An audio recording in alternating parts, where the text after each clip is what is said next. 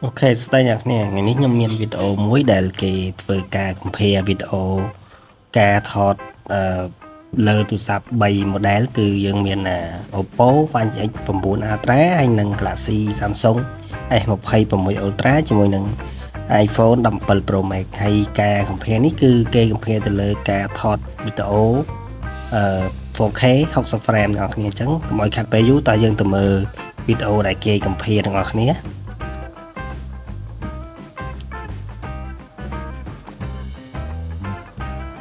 ចឹងដំបូងគឺជា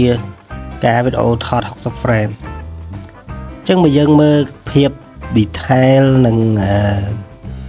color ដែលវាធ្វើមកគឺយើងមានថា Oppo គឺវាធ្វើ color បានល្អវាច្បាស់ជាងអ្នកគ្នាគាត់ថាភាពនៃភាព smooth ជាមួយនឹងframe ដែលវានេះហ្នឹងគឺ iPhone ធ្វើបានល្អជាងចំពោះ Samsung វានៅកម្រិតក្រោមជាងទូរស័ព្ទ2 model ហ្នឹងណាតើយ៉ាងទៅទៀត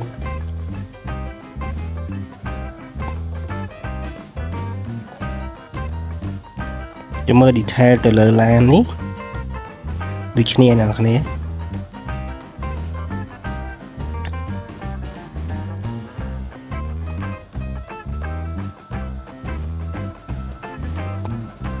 ចឹងចំពោះការដើរទៅមុខដោយប្រើដៃអត់មាន gimbal តែជាគឺ iPhone ធ្វើបាន the best មកអ្នកគ្នាគឺល្អជាងគេដាច់ហ្មងបន្ទាប់មកគឺយើងឃើញនេះ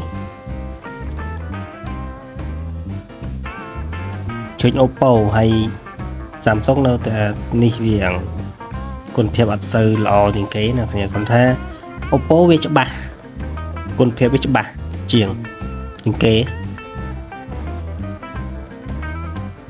នេះគេនិយាយពី smooth display ចំពោះphoto អញ្ចឹងនេះបោះ Oppo បោះ Samsung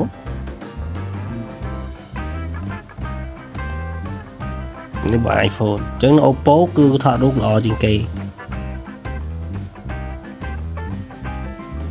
ចឹងយើងអាចមើលបានអ្នកនរគឺយើងមើលទៅ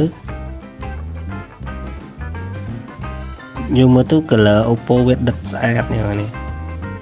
ស្អាតជាង Samsung ហើយនេះចឹងបន្ទាប់មក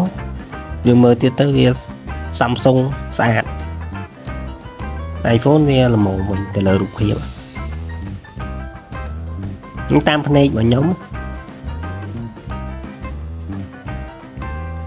ខ្ញុំមើលពីនេះរូបមួយនេះទៀតរូបនេះ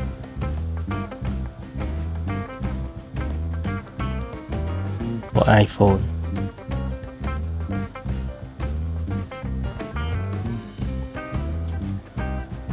ចឹងយើងមើល detail ទៅគឺ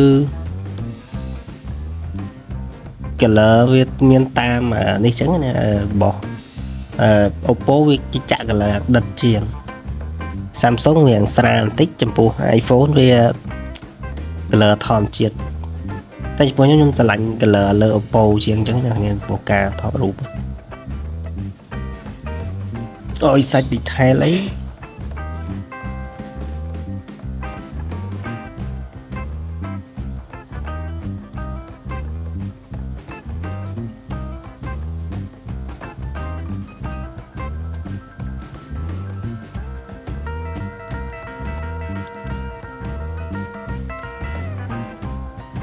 នេះ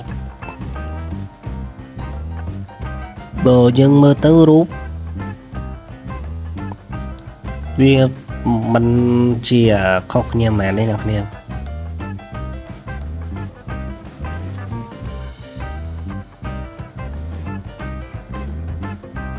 រូបកែម្ដងអ្នកគ្នា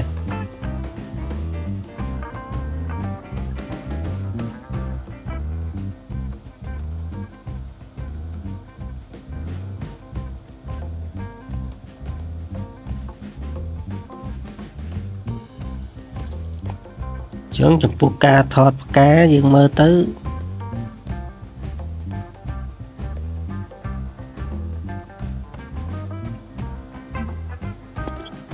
អ្នកម្យ៉ាងនោះគ្នាអត់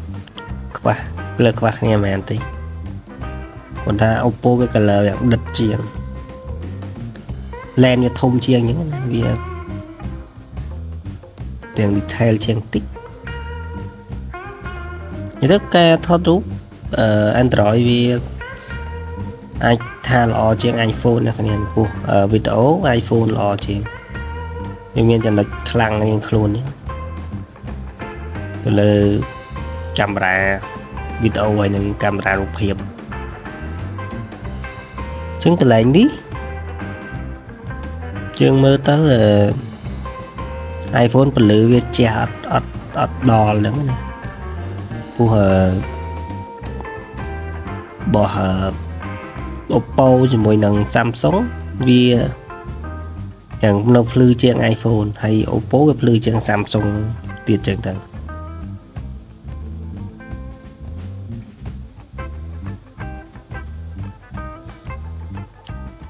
ទៅលើភាព detail ថតអង្គាក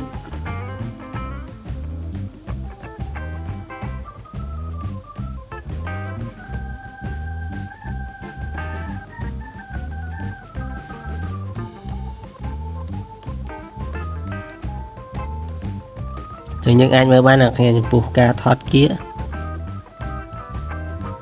យើងមើលទៅគឺអ្នកម្យ៉ាងអ្នកគ្នាពួកខ្ញុំស្រឡាញ់ color ដិតនៅ Oppo ជាងទៅចឹងវីដេអូការcompare នេះគឺមានតែប៉ុណ្្នឹងទេអ្នកនរហើយជួបគ្នាទៀតនៅវីដេអូក្រោយ